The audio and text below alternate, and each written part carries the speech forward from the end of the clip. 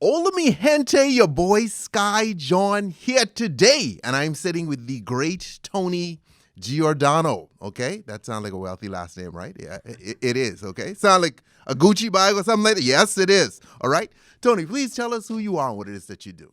My name is Tony Giordano, and I'm in real estate as well as a speaker, an author of books, and a coach for business professionals. But I've been in the real estate industry for about 20 years now. Okay, and it worked out very well for you. It has worked out very well. There's been some life lessons in it, but it's worked out very well for sure. I have a few different ventures with my wife. So I started in this industry in 1998 at 20 years old as a mortgage broker. Okay.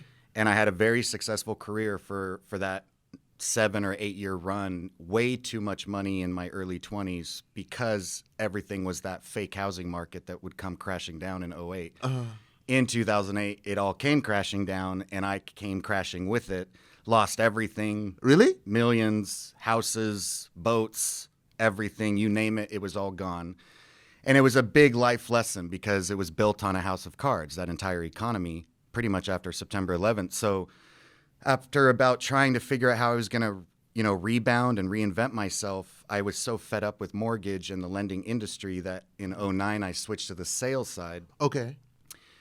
Joined an office, started selling real estate instead of financing the real estate. And in some of the things that we'll learn today through what I did with technology and social media and video, my business exploded as a real estate agent. And the rest is history. I became a national speaker. People started asking me if I could coach them on how I was doing it. So let me take you back in time for a second. You just spoke about how you lost everything in 2008. And that sounds pretty interesting.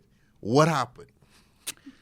The fake housing market happened. So I was 20 years old. I started being a mortgage broker in 1998, going into 1999, make way too much money at 21 years old. I mean, it's just insane. Like what were you making? And I didn't come from wealth. I didn't come from business savvy parents. I didn't know what credit reports were and the importance of a FICO score.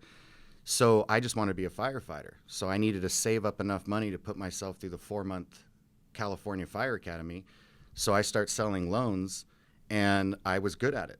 And I made in that first 9 months of my rookie year in 1999, $72,000.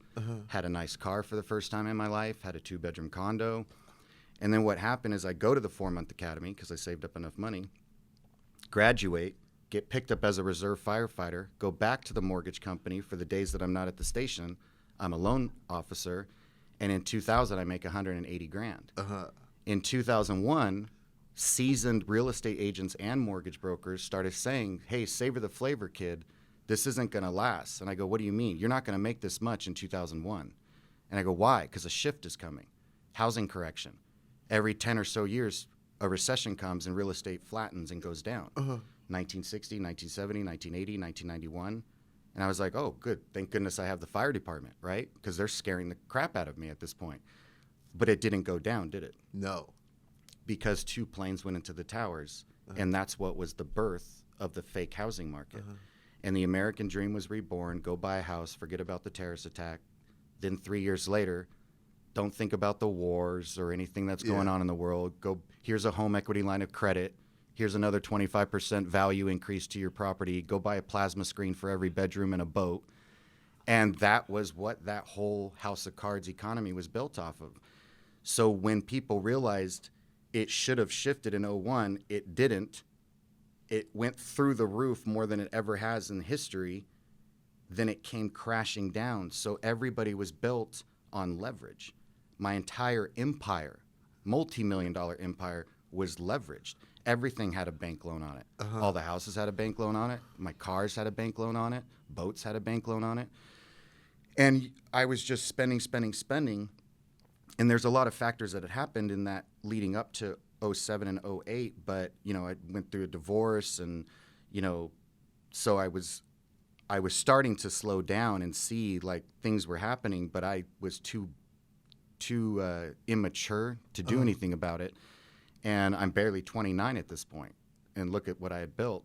And so when the faucet turned off and the house of cards came crashing down in '08, I lost everything because I was over leveraged. So I didn't have any more income coming in.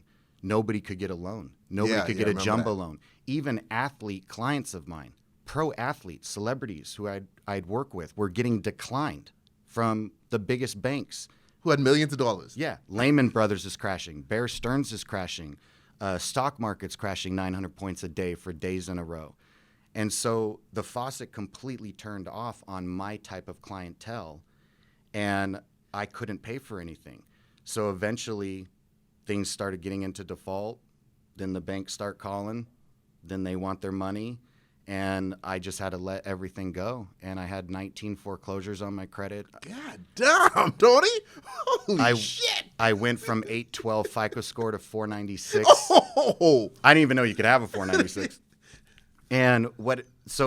But this was when I thought, you know what, Tony, you lost, and you have to be willing to accept it. And so it was before I found out that people who were also in my position started playing the game back to the economy and the banks. And what people were doing, if you remember, is they were not paying their mortgage for months, but still taking the rental income from their tenants. And so now they're just taking a ton of net income and not paying because, well, when the bank finally comes to take it, then cool. But I'll just take all this money. And I never did that. My houses went into foreclosure immediately, and I thought, okay, I need a short sale. I need to get them off my record. And the tenant was like, hey, is this in default? Yeah. Well, then we don't pay you rent. No, I'm not paying the company. Like, and you should start to figure out how to get out. Like, I thought that was the honest thing to do.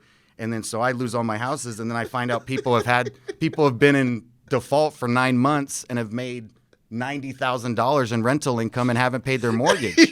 You know, and that would have been great for me, but I didn't do that. I thought, no, you were honest. You were honest, and I'm glad I didn't, because I just would have felt dirty. Yeah, anyways, yeah. As well as I had a 2-year head start. So when I rebounded and I rebuilt everything I lost, and I started doing well again, and I digged out of the crash, I was already that much longer from those foreclosures. So it was easy for an attorney to clean up my credit and get rid of things, because I didn't allow that to go on for so long. I just let them go immediately and said, here's the keys. Sorry, I can't pay it. Yeah, wow. But I mean, you were honest with it, because I know situations where a person was paying their rent every month, and then they get kicked out of the home not knowing that the owner wasn't paying the mortgage. Yeah. You know, that happened to a lot of people. So many people. Wow, that's a crazy story. But that's a great example of how all these guys out there who really feel that they have bad credit. I mean, the fact that you lost all that, we're down to 412, unable to come back. 496. 496. Sorry. Sheesh. Wasn't that bad?